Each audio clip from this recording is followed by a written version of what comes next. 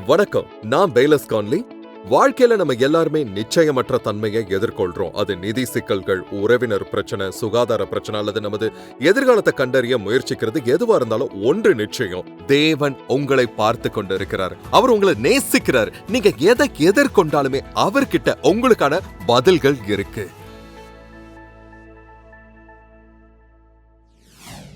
வணக்கம். நாம இப்போ பிலிப்பியர் புத்தகத்தை தியானித்து கொண்டு வருகிறோம். அது மிகவும் உயர்ந்ததா இருக்குது. நீங்க கடைசியா எங்க கூட இருந்திருந்தா நாம கிறிஸ்துவ பற்றி பேசி நிறைவு செய்தோங்கிறது உங்களுக்கு கண்டிப்பா ஞாபகத்துக்கு வரும். ஆமா, கிறிஸ்துவ பத்தி நாம பேசியிருந்தோம். அவரு தம்மை தாமே தாழ்த்தி ஒரு மனிதராக பிறந்தார். பின்னர் நமக்கு பதிலாக சிலுவையில் மரிப்பதன் மூலம் தம்மை இன்னும் அதிகமாக தாழ்த்திக் கொண்டார். நண்பர்களே, நமக்கும் அதே போன்ற மனப்பான்மை இருக்க வேண்டும் என்று வேதம் நமக்கு சொல்கிறது. அதாவது மற்றவங்களை உயர்த்தும் பொருட்டு நாம் நம்மை தாழ்த்திக் கொள்ள வேண்டும். சரியா?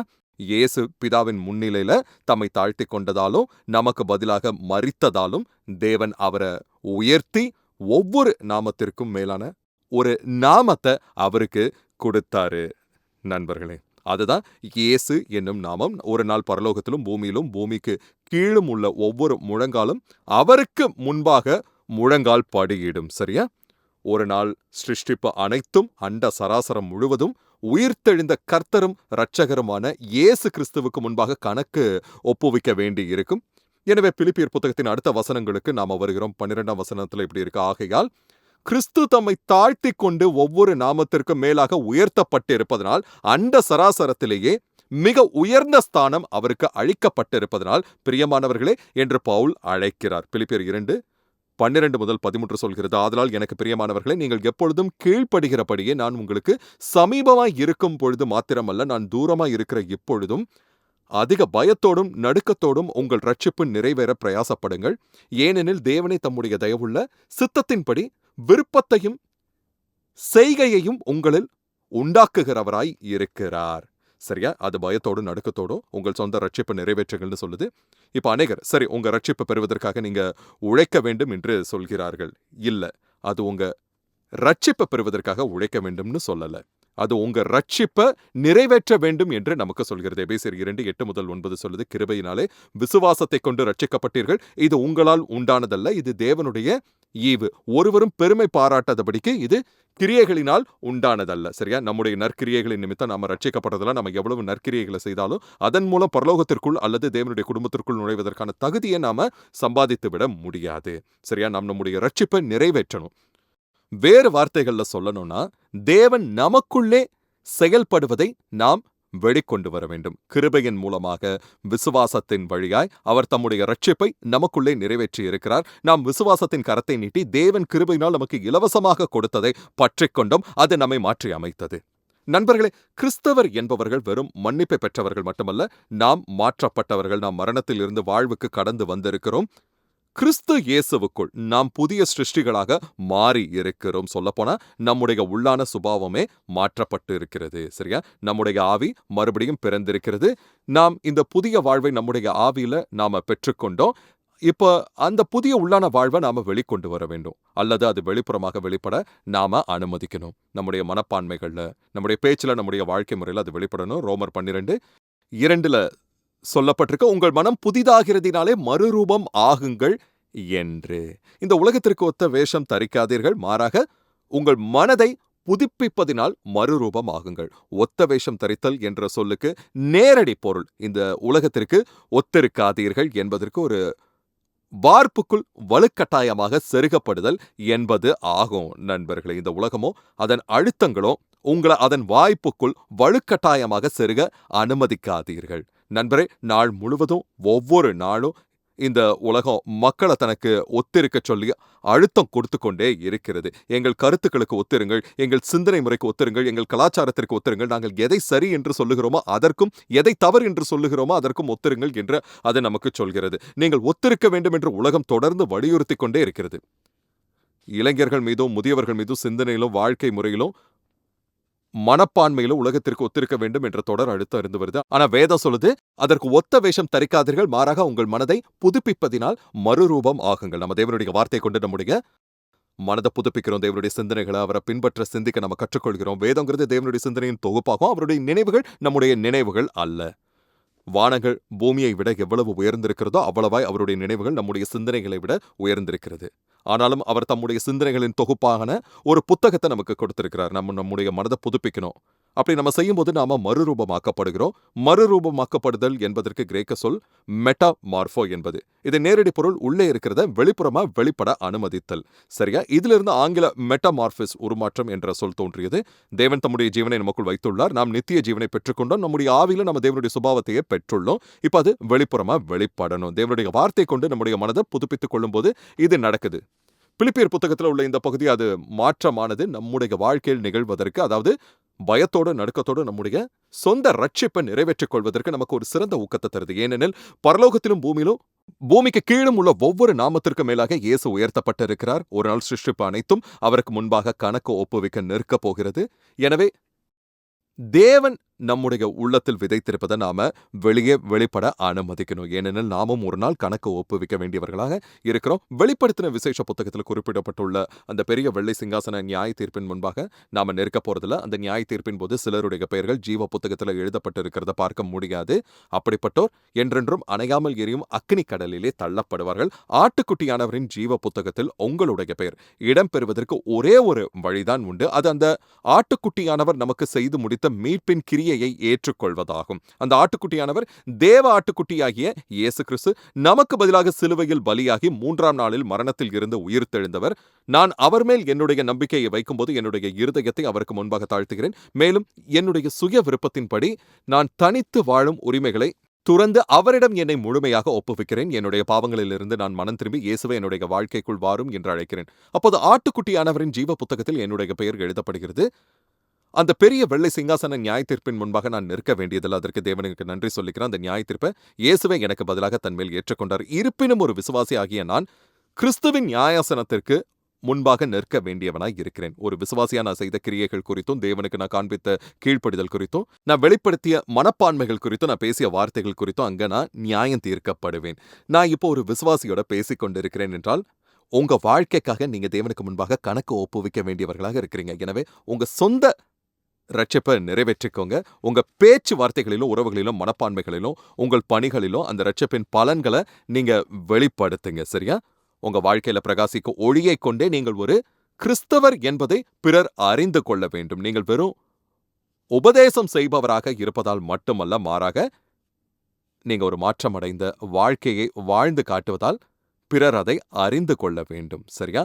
ஆனா நாம பயத்தோட நடுக்கத்தோட நம்முடைய சொந்த ரட்சிப்பை சம்பாதித்துக் கொள்ள நாம தனித்து விடப்படலை. இது குறித்து நான் மிகவும் மகிழ்ச்சி அடைகிறேன். ஏனெனில் இது சரி, நீ ரட்சிக்கப்பட்டு விடுவாய், இனி உன் பற்களை கடித்துக்கொண்டு முழு முயற்சியுடன் முன்னேறி சென்று இந்த காரியத்தை செய்ய வேண்டும், நீ தனித்துதான் இதை செய்ய வேண்டும் நண்பா என்று சொல்வது போன்றல்ல. மாறாக தேவனை தம்முடைய தயவுள்ள சித்தத்தின்படி விருப்பத்தையும் செய்கையும் உங்களில் உண்டாக்குகிறவராய் இருக்கிறார்னு சொல்லப்பட்டிருக்கு. சரியா? 13ஆம் வசனம் கவனிங்க. ஏனெனில் தேவனை தம்முடைய தயவுள்ள சித்தத்தின்படி விருப்பத்தையும் செய்கையையும் உங்களில் உண்டாக்குகிறவராய் இருக்கிறார். அது தெய்வீக வல்லமை பற்றி பேசுது. இது அந்த ரெண்டோட கலவை. நமக்கு ஒரு பொறுப்பு இருக்கு. ஆனா நம்ம தேவனுக்கு ஒப்பு கொடுக்கும் போது அவர் தெய்வீக வல்லமை கொடுத்து அவருக்கு பிரியமான காரியங்களை செய்வதற்கான பலனை நமக்கு கொடுப்பாரு. பெக்கின் மொழிபெயர்ப்பு இதை எப்படி சொல்லுது?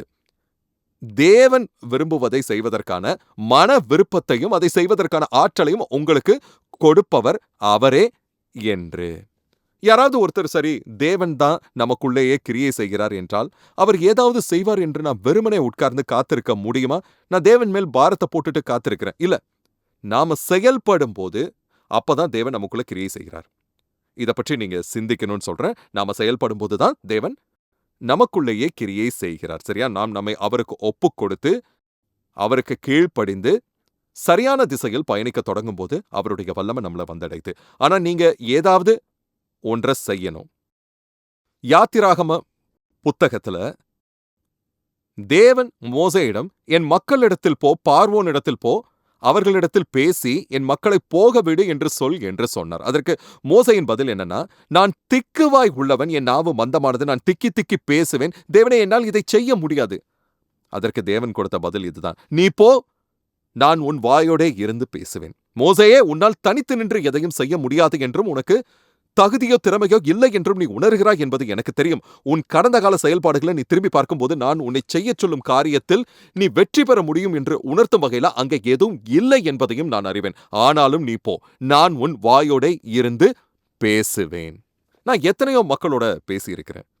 குடும்பத்தினர், அப்புறம் நண்பர்கள் மற்றும் சக ஊழியர்கள் கிட்ட நற்செய்தியை நான் பகிர்ந்து கொள்வது குறித்தும், அவர்களின் வாழ்க்கையில நற்செய்தியின் விதைகளை விதைப்பது குறித்த ஒரு செய்தியை அவங்க கிட்ட நான் கேட்டதுக்கு அப்புறம் சிலர் மிகுந்த பயத்துடனும் நடுக்கத்துடனும் அந்த பணியை செய்ய முன்வந்தாங்க.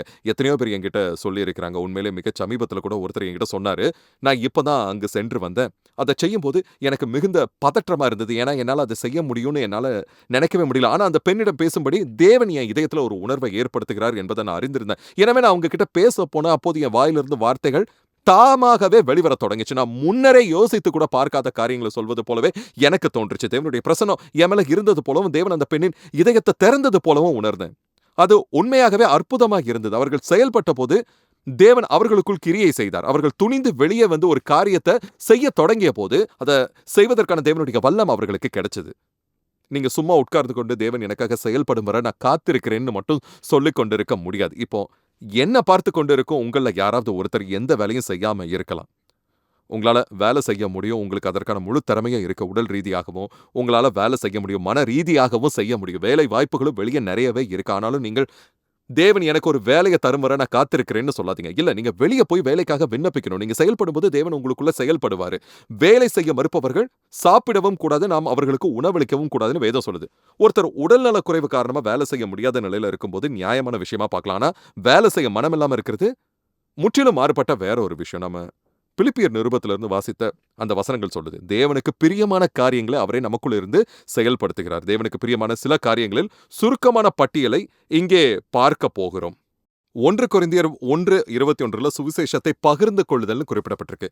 ஒரு உதாரணத்தை தான் நான் இதுக்கு முன்னாடி சொன்னேன். தேவனுக்கு பிரியமான காரியங்களை அவரே நமக்குள்ள இருந்து செயல்படுத்துகிறார். எபிரேயர் 13:16 வேதம் இப்படி சொல்லுது, தாராள மனப்பான்மை தேவனுக்கு பிரியமானது. சரியா?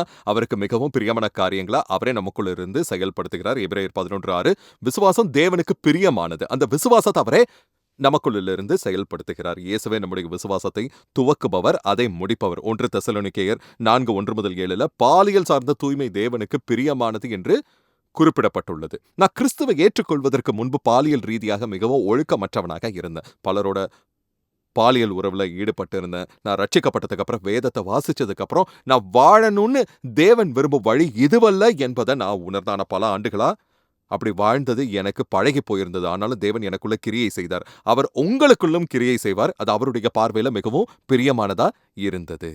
நீங்க திருமணம் செய்து கொள்ளும் வரை பாலியல் செயல்பாடுகள்ல இருந்து விலகி இருக்கணும்னு தேவன் விருப்பப்படுகிறார். பின்னர் நீங்க திருமணம் செய்து கொண்டதும், அதாவது ஒரு ஆணும் பெண்ணும் இணையும் அந்த திருமண பந்தத்துல மட்டுமே பாலியல் இன்பத்தை அனுபவிக்கணும்னு தேவன் நியமிச்சிருக்கிறாரு.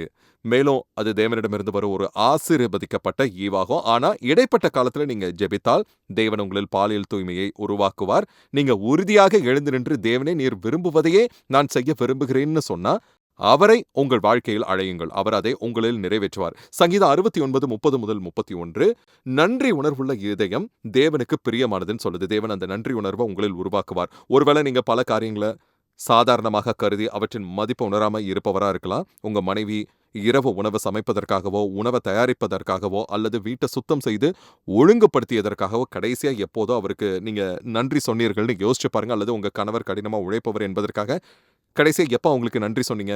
அல்லது ஒரு நண்பர் உங்ககிட்ட அன்பான வார்த்தைகளை பகிர்ந்து கொண்டதற்காக எப்ப நன்றி சொன்னீங்க?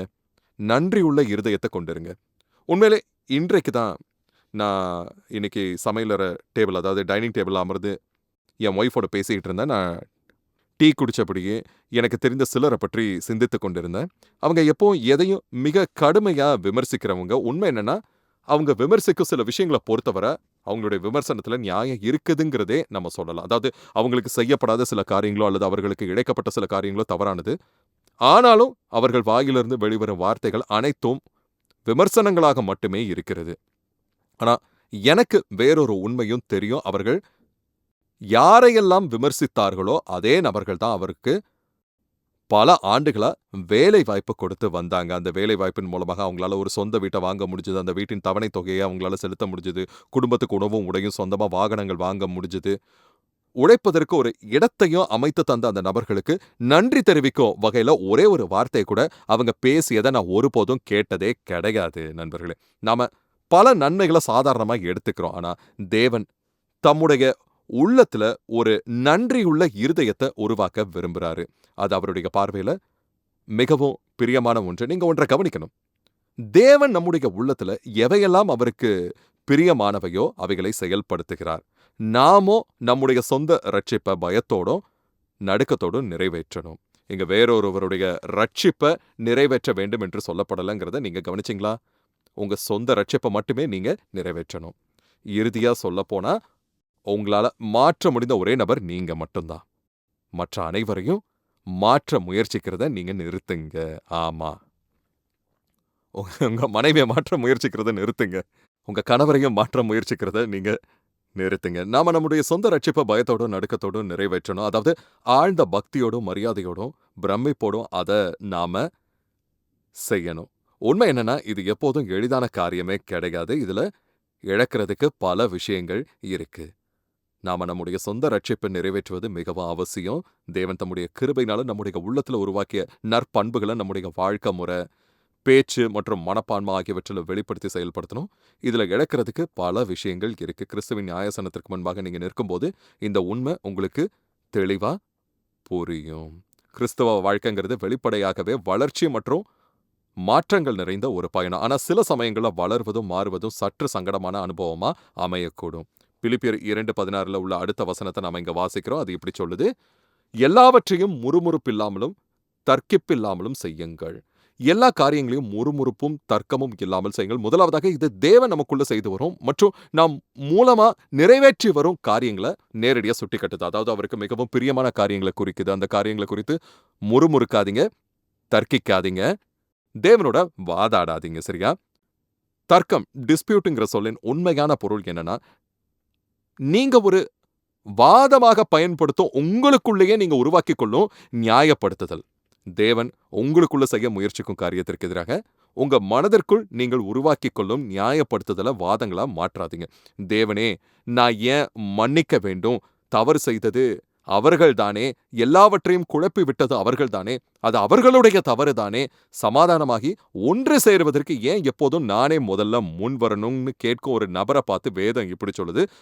அப்படி செய்யாதீர்கள். எல்லா காரியங்களையும் முறுமுறுப்பு இல்லாமல், தர்க்கம் இல்லாமல், குறை சொல்லுதல் இல்லாமல் செய்யுங்கள். தேவன் உங்களுக்குள்ளே மன்னிக்கும் மனப்பான்மையை உருவாக்க விரும்புகிறார். நான் ஏன் அடிக்கடி திருச்சபைக்கு செல்லணும்? ஏன்னா வேதம் சொல்லுது, சபை கூடி வருதலை சிலர் விட்டுவிடுகிறது போல நாமும் விட்டுவிடாமல் ஒருவருக்கொருவர் புத்தி சொல்ல கடவோம். நாளானது சமீபத்து வருகிறதை எவ்வளவாய் பார்க்கிறீர்களோ அவ்வளவாய் புத்தி சொல்ல வேண்டும். இதற்கு எதிராக வாதாடாதீர்கள். நான் போதுமான அளவு திருச்சபைக்கு செல்கிறேன். நான் இணையம் வழியாக ஆராதனையை பார்த்துக் கொள்கிறேன். சமூக ஊடகங்களுக்காகவும் தொலைக்காட்சிக்காகவும் சிறந்த வேதாகம போதனையை பெற்றுக்கொள்ள உதவும் பல்வேறு வழிகளுக்காகவும் தேவனுக்கு நன்றி செலுத்துவோம். ஆனா நாம ஒன்றாக கூடி வரணும்னு வேதம் நமக்கு சொல்லுது. நாம ஒன்றாக கூடி வரணும். சரி, அதை நேரடி அர்த்தம் நாம் அனைவரும் உடல் ரீதியா ஒரே இடத்துல பெரிய கூட்டமா சேரணுங்கிறது தான்.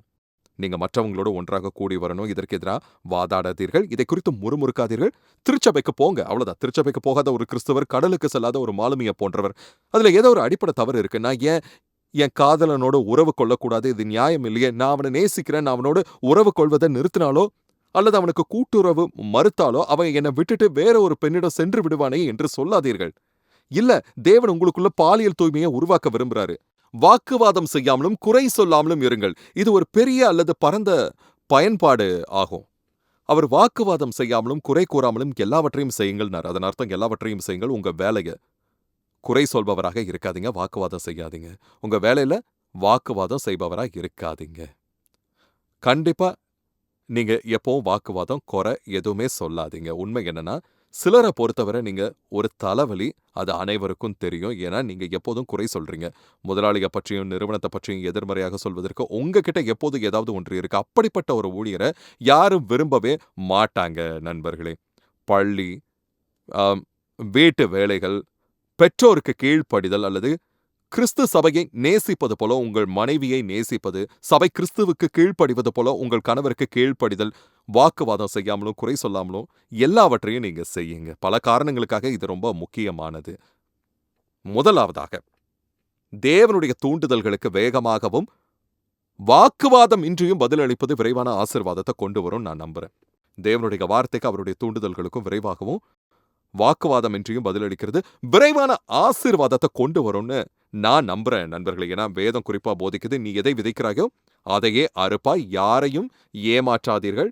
ஒருவன் எதை விதைக்கிறானோ அதையே அறுப்பான். தேவன் என்ன செய்ய விரும்புகிறாரோ அதை செய்ய நான் தயங்கி பின்வாங்கி குறை கூறி தாமதித்தால் நான் ஜெபிக்கும் போது தேவனிடமிருந்து விரைவான ஆசீர்வாதங்களை நான் எப்படி எதிர்பார்க்க முடியும்? ஏன்னா உண்மை என்னன்னா, நான் எதை விதைக்கிறேனோ அதையே அறுப்பேன். பொதுவா அதாவது குறைகள் நிறைந்த கீழ்ப்படிதல்கள் விரைவான ஆசீர்வாதங்களை கொண்டு வராது நண்பர்களே.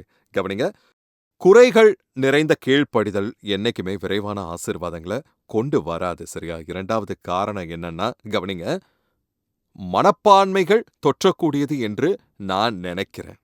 ஆமா, மனப்பான்மைகள் என்றுமே தொற்றக்கூடியதுன்னு நான் நினைக்கிறேன். நீங்க மற்றவர்களுக்கு நல்லதோ கெட்டதோ அந்த தொற்றை நீங்க எப்பவும் ஏற்படுத்தாதீங்க. அது உண்மைதான். நீங்க போதிக்கிறீங்க, உங்க பிள்ளைகள் உங்களை போலவே இருக்கணும்னு நீங்க போதிக்கிறீங்க. அம்மா, நீங்க உங்க பிள்ளைகள் உங்களை போலவே இருக்கணும்னு எப்போதும் போதிக்கிறீங்க. அதுபோல நம்மளை சுற்றி இருக்கிற மக்களும் நம்முடைய மனப்பான்மைகளால பாதிக்கப்படுறாங்க. மேலும் அவற்றால கரைப்படுகிறார்கள். சரியா? கவனிங்க, நான் என்னுடைய டீனேஜ்ல தனியா வாழ்ந்து கொண்டு இருந்த என்னுடைய காலத்துல அது ஒரு விதமான ஹிப்பி சகாப்தமா தான் இருந்துச்சுன்னு நான் சொல்வேன். அப்ப பிரபலமா இருந்தது என்னன்னா, எங்ககிட்ட ஓட்டைகள் உள்ள ஜீன்ஸ் இருந்துச்சு. எல்லா ஓட்டைகளையும் நாங்க ஒட்டு துணிகளால தைத்திருந்தோம். அது ஒரு விதமான ஹிப்பி விஷயம். பெரும்பாலும் அது உங்க ஜீன்ஸ்ல உள்ள எல்லா ஓட்டைகளையும் துணி துண்டுகளை கொண்டு தைப்பது போல இருக்கும். ஒவ்வொரு நல்ல ஹிப்பியையும் அதை போலவே எனக்கு பிடித்தமான ஒரு ஜோடி ஜீன்ஸ் இருந்தது. நான் சலவை நிலையத்தில் இருந்தேன். நான் துணி துவைத்து கொண்டு இருந்தேன், அதாவது லாண்ட்ரியில். என்கிட்ட ஒரு புதிய சிவப்பு சட்டை இருந்தது. எனக்கு பிடித்தமான ஹிப்பி ஜீன்ஸுடன் அதை நான் வாஷிங் மிஷினில் போட்டேன். அதுக்கப்புறம் என்னாச்சு தெரியுமா உங்களுக்கு? அந்த ஜீன்ஸ் அது வெளியில வரும்போது இளஞ்சிவப்பு நிறத்துல வெளியில வந்தது. அது ஒரு பேரழிவா இருந்தது. இப்ப அது ஒரு இளம் ஹிப்பிக்கு ஒரு நெருக்கடி தான். ஆனா அந்த சட்டையும் அந்த ஜீன்ஸும் நெருங்கிய தோழமை கொண்டதா இருந்துச்சு. அந்த சட்டையின் சாயம் ஜீன்ஸ்ல கசிஞ்சது. ஆமா, நாம மக்களோட நெருங்கிய உறவுல ஈடுபடும்போது, அவங்களோட பழகும்போது வேதம் இப்படி சொல்லுது, கோபக்காரனுடன் நட்பு கொள்ளாதே, கடுங்கோபக்காரனுடன் நீ போகாதே, ஏனெனில் நீ அவனுடைய வழிகளை கற்றுக்கொண்டு உன் ஆத்துமாவுக்கு கண்ணியை வைப்பாய். வேறு விதமா சொன்னா, உங்கள் சிந்தனையும் உங்கள் ஆத்துமாவும் வசப்படுத்தப்படும். கோபமும் கசப்புணர்வும் கொண்ட ஒருவரின் மனப்பான்மைகள் உங்களுக்கு தெரியாமலேயே உங்கள் சிந்தனையில் ஊடுருவி விடும். இறுதியில நீங்களும் அதே போன்ற ஒரு கசப்புணர்வு கொண்ட நபராக மாறிவிடுறீங்க. சில நாட்களுக்கு முன்பு தான் திருமண வாழ்வில் சிக்கல்களை சந்தித்து கொண்டிருந்த ஒருத்தரோட பேசிக்கிட்டு இருந்தேன். அவங்களுக்கு ஊக்கமளிக்க முயற்சி செஞ்சேன். அப்போ நான் அவங்க கிட்ட சொன்னேன், உங்கள் மனைவி ஆண்களை வெறுக்க ஒரு கூட்டத்தினருடன் பழகாமல் இருக்கணும்னு நான் விரும்புகிறேன்னு. அதுக்கு அவங்க பேலஸ், இதை சொல்லவே எனக்கு வருத்தமாக இருக்கு, ஆனால் அவள் அதைத்தான் செஞ்சுக்கிட்டு இருக்கா. எங்களுக்குள்ள சண்டை வந்தது. அவள் கோபத்துடன் வீட்டை விட்டு வெளியேறி உடனடியாக ஆண்களை வெறுக்கும், ஆண்களை பற்றி தவறான எண்ணம் கொண்ட ஒருத்தரோட போயிட்டா. அங்க வேறு சில பெண்களும் இருக்கிறாங்க. அவங்க அனைவரும் ஒன்று சேர்ந்த ஆண்கள் எவ்வளவு மோசமானவர்கள் என்பதை பற்றியே பேசிக்கிட்டு இருக்காங்க அப்படின்னாரு. நீங்க செல்லக்கூடிய இடங்கள்ல அதுதான் மிக மோசமான இடம். உங்க திருமண வாழ்வை சீர்படுத்திக் கொள்ள நீங்க விரும்பினா, ஒரு நல்ல திருமண வாழ்வை வாழ்ந்து கொண்டிருக்க ஒருத்தரோட சென்று அவங்க கிட்ட ஆலோசனை கேளுங்க. இது மிக முக்கியமான ஒன்று. ஏன்னா நல்ல விஷயங்களை போலவே கெட்ட விஷயங்களும் பரவும் தன்மை கொண்டது. சிறிது புளித்த மாவு பிசைந்த மாவு முழுவதையும் புளிக்க செய்துவிடும். உங்க நல்ல மனப்பான்மைகள், தேவனுக்கு நீங்கள் காட்டும் உடனடி கீழ்ப்படிதல் மற்றும் தேவன் உங்களை தூண்டும் போது நீங்க அதற்கு பதிலளிக்கும் விதம் ஆகிய அனைத்தும் இதுல அடங்கும். தேவன் உங்க உள்ளத்துல விதைத்துள்ள நற்பண்புகளை பரிசுத்த ஆவியானவர் உங்க வாழ்க்கையில வெளிக்கொணரும்படி செய்ய நீங்க பயத்தோடு நடுக்கத்தோடு செயல்படணும். மக்கள் அதை கவனிப்பாங்க. இதன் மூலம் நீங்களும் மற்றவர்கள் மீது ஒரு நல்ல தாக்கத்தை ஏற்படுத்த முடியும். ஆனா எதிர்மறையான பக்கத்தை பொறுத்தவரை 1 கொரிந்தியர் 10:10 சொல்லுது, முறுமுறுப்பது நம்முடைய வாழ்க்கையில் சாத்தான் நுழைவதற்கான வாசலை திறந்து விடுகிறது. நண்பர்களே, அவன் உள்ளே நுழையும் போது அழிவையும் கூடவே அழைத்து வருகிறான். அது நிகழ அனுமதிக்க கூடாது. பிலிப்பியர் 2:14-16 நான் வீணாக ஓடினதும் வீணாக பிரயாசப்பட்டதும் இல்லை என்கிற மகிழ்ச்சி கிறிஸ்துவின் நாளில் எனக்கு உண்டாயிருப்பதற்கு ஜீவ வசனத்தை பிடித்துக்கொண்டு உலகத்திலே சுடர்களைப் போல பிரகாசிக்கிற நீங்கள் குற்றமற்றவர்களும் கபடற்றவர்களும் தேவனுடைய மாசற்ற பிள்ளைகளுமாய் இருக்கும்படிக்கு எல்லாவற்றையும் முறுமுறுப்பில்லாமலும் தர்க்கிப்பில்லாமலும் செய்யுங்கள். எவ்வளவு அற்புதமான ஒரு வேத வசனம் இது. இந்த வசனம் நீங்க அப்படி ஆகி விடுவீர்கள் என்று சொல்லுது. இது ஒரு தொடர் செயல்முறை. இந்த கிறிஸ்தவ வாழ்க்கைங்கிறது ஒரு தொடர் செயல்முறை. அதாவது நாம் குற்றமற்றவர்களாகவும் கபடமற்றவர்களாகவும் படிப்படியாக மாறிக்கொண்டிருக்கும் ஒரு பயணம். கபடற்றவர்கள் என்பது உள்ளத்தில் நேர்மை கொண்டவர்கள் என்பதை குறிக்குது. குற்றமற்றவர்கள் என்பது மற்றவர்கள் நம்மளை பற்றி என்ன நினைக்கிறாங்க அல்லது என்ன தெரிந்து கொண்டாங்கங்கிறத குறிக்குது. நேர்மையானதை பற்றி நாம் அறிந்தது, நம்முடைய வெளிப்படையான செயல்கள் மற்றும் உள்ளத்தின் உள்நோக்கங்கள் ஆகிய இரண்டையும் அது கையாளுது. குறை கூறாமலும் தர்க்கம் செய்யாமலும் எல்லாவற்றையும் செய்யுங்கள், அப்போது நீங்கள் குற்றமற்றவர்களாயும் தீங்கற்றவர்களாகவும் மாறுவீர்கள். குற்றமற்ற மற்றும் நேர்மையான நாம் பேசும் விதத்துல, நம்ம செயல்படும் விதத்தினாலையும் நம்மை சுற்றியுள்ள ஆவியின் தன்மையினாலும் மற்றவர்கள் நம்மை குற்றமற்றவர்கள்னு அறிவாங்க. ஆனா நேர்மையானவர்கள் நம்முடைய உண்மையான உள்நோக்கங்களை பற்றி நாம் அறிந்ததே அது. மேலும் அது நீங்கள் குற்றமற்றவர்களாக ஆகும்படின்னு நமக்கு சொல்லுது. சுவாரஸ்யமாக கிரேக்க மொழியில என்றால் இல்லை என்றும் மோமோஸ் என்றும் பொருள். மோமோஸ் என்பவர் தீய எண்ணம் கொண்ட பழி மற்றும் நியாயமற்ற விமர்சனத்தின் கிரேக்க கடவுள். எனவே குற்றமற்றவர். மோமோஸ் ஒரு அற்பமான விமர்சிக்கும் தெய்வம். அது அனைவரிடமும் எல்லாவற்றிலும் குறை கண்டுபிடிக்கும் ஒன்றாகும். பண்டைய உலகத்துல, கிரேக்க உலகத்துல இப்படி நடந்து கொண்ட ஆண்கள் மோமி என்று அழைக்கப்பட்டாங்க நண்பர்களே. ஆமா, மோமி. குறை கூறுபவர்கள், எப்போதும் குறை கண்டுபிடிப்பவர்கள், அனைவரையும் விமர்சிப்பவர்கள். விஷயம் இதுதான். மோமோஸே, உங்களிடம் எந்த குறையையும் காண முடியாதபடி நடங்கள், வாழுங்கள் என்பது. கவனிங்க, இது இப்படி சொல்லப்பட்டிருக்கு. கோணலும் மாறுபாடும் உள்ள சந்ததியின் நடுவே நீங்கள் விளக்குகளைப் போல பிரகாசிக்கிறீர்கள் என்று. அவர்கள் நடுவே, அதாவது தனிமைப்படுத்திக் கொள்வதை தேவன் விரும்புறதில்லை. ஏதோ ஒரு மலையின் உச்சியில துறவிகளை போல வாழ்ந்து பாவிகளிடமிருந்து நம்மை தனிமைப்படுத்திக் கொள்வது தேவனுடைய திட்டம் அல்ல.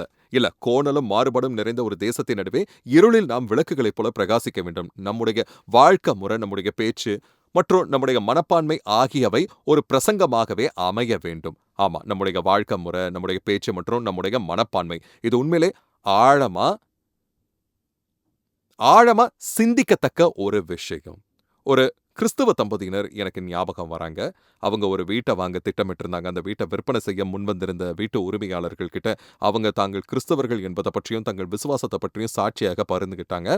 அந்த பெண் சுவிசேஷ செய்தியை ஏற்றுக்கொள்றதுல பெரிதா ஆர்வம் காட்டல. ஆனாலும் அந்த தம்பதியினர் அவங்க கிட்ட மிகுந்த அன்போட அதை பகிர்ந்துகிட்டாங்க. அதற்கு அவங்க சரி இருக்கட்டும்னு சாதாரணமா பதில் சொல்லியிருந்தாங்க. எப்படி இருந்தாலும் அவங்க அந்த தம்பதி முன்வைத்த விலையை ஏற்றுக்கொண்டு வீட்டை அவங்களுக்கு விற்றாங்க.